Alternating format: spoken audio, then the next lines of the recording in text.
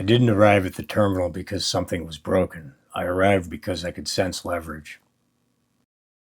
At some point, it became obvious that clicking through menus was a linear way to interact with the machine. Each action required attention, repetition, and patience. The computer worked quickly, but I didn't. Somewhere beneath that friction was the quiet realization that there had to be faster paths, paths that collapsed effort instead of multiplying it.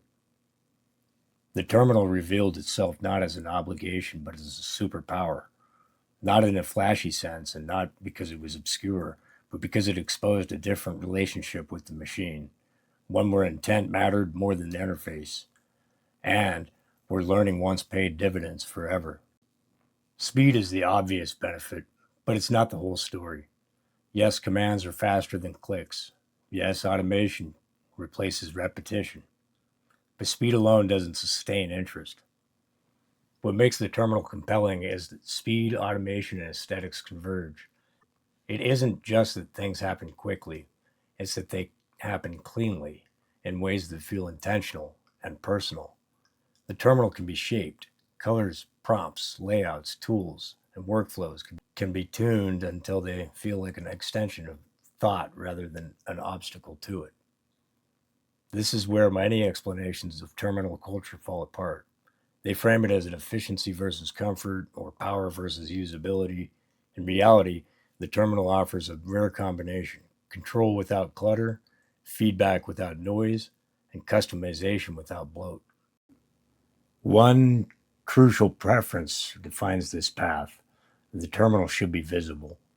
Rather than disappearing into the background, it stays present. Text scrolls, processes report status, progress bars fill, work announces itself as it happens. This visibility matters because it turns invisible computation into something legible and trustworthy. Progress bars aren't trivial. They are proof that something is happening. They reduce anxiety, build confidence, and reinforce the sense that the system is under control. Watching work advance line by line, percentage by percentage, creates a feedback loop that GUIs often obscure behind spinners or silence. In the terminal, state is not hidden, it's narrated. The initial draw isn't grand system architecture, it's scripts. Scripts are attractive because they collapse time. They take a multi step process and turn it into a single command. They convert effort into memory. Once written, they work every time. This is where the terminal stops being a tool and starts becoming a companion. Each script is a small act of future proofing. Each shortcut is a quiet refusal to repeat yourself. But this also carries a risk. Scripts can become fragile and only work if remembered perfectly. Without care, speed turns into entropy. The difference between power and chaos is whether these shortcuts are treated as disposable hacks or as part of an evolving system. You can spend a lot of time customizing the terminal, making it look pretty, but the deeper motivation isn't aesthetics or speed, it's sovereignty. There's a discomfort in relying on tools that you don't understand. GUIs often demand trust without transparency. They update themselves, change behavior, and hide complexity behind polished surfaces. The terminal does the opposite. It exposes mechanisms. It invites inspection. When something fails, it usually says why. This transparency makes it possible to bend systems rather than adapt to them.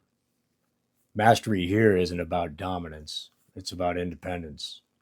The ability to say, if this can be made simpler, faster, or clearer, I can do it myself. And that belief compounds.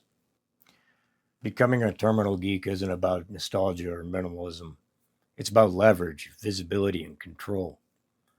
It's the pursuit of tools that respect intent, reward learning, and compound effort over time. It's the belief that the work doesn't have to be loud or bloated to be powerful. In the end, the terminal isn't the point.